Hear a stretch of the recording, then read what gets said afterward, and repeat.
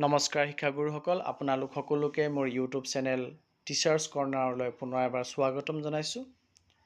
এটি অতি গুৰুত্বপূৰ্ণ খবৰ এই যে 15 জুলাইৰ পৰা পুনৰ আন্দোলনৰ কাৰ্যসূচী ঘোষণা কৰিছে শিক্ষক কৰ্মচাৰী এক সংগঠনে। প্ৰথমে ডিছপিউট চলো আৰু পাছত দিল্লীত আমৰণ অনশনৰ কাৰ্যসূচী।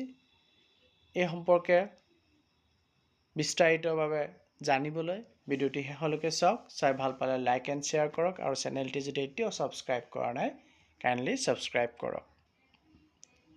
ৰাজ্যৰ ভেঞ্চাৰ শিক্ষানুষ্ঠানসমূহত কৰ্মৰত শিক্ষক কৰ্মচাৰীসকলৰ দীৰ্ঘদিনীয়া সমস্যাৰাজি সমাধান কৰিবলৈ পুনৰ ৰাজ্য আৰু কেন্দ্ৰীয় চৰকাৰক দাবী জনাইছে সদৌ অসম প্ৰাদেশিক শিক্ষক কৰ্মচাৰী সংস্থাই।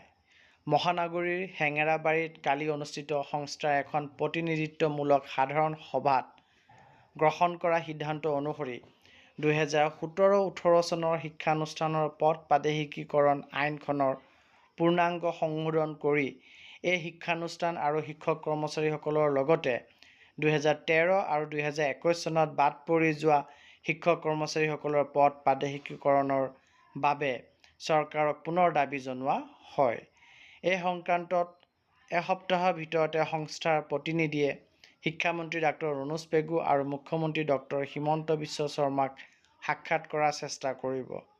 মুখ্যমন্ত্ৰী আৰু শিক্ষামন্ত্ৰীৰ সৈতে আলোচনা ব্যৰ্থ হ'লে তথা ৰাজ্য চৰকাৰে ৰাজ্যখনৰ 2319খন ভেঞ্চাৰ শিক্ষানুষ্ঠানত কৰ্মৰত 19,527 গৰাকী শিক্ষক কৰ্মচাৰীৰ সমস্যা সমাধানৰ ক্ষেত্ৰত ক্ষীপ্ৰ পদক্ষেপ নল'লে পুনৰ আন্দোলনৰ কাৰ্যসূচী গ্ৰহণ কৰা হ'ব বুলি জনায় সংস্থাটোৰ সভাপতি হৰমোহন বৰাই।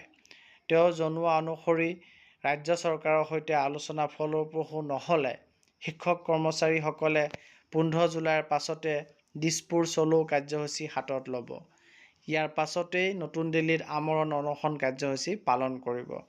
ৰাজ্য চৰকাৰে একাংশ ভেঞ্চাৰ শিক্ষানুষ্ঠানলৈ মধ্যাহ্ন ভোজন, বিনামূলীয় পাঠ্যপুথি, সাজ পোছাকৰ যোগান আদি বন্ধ কৰা কাৰ্যতো ক্ষোভ ব্যক্ত কৰে সংস্থাটিৰ সভাপতিয়ে।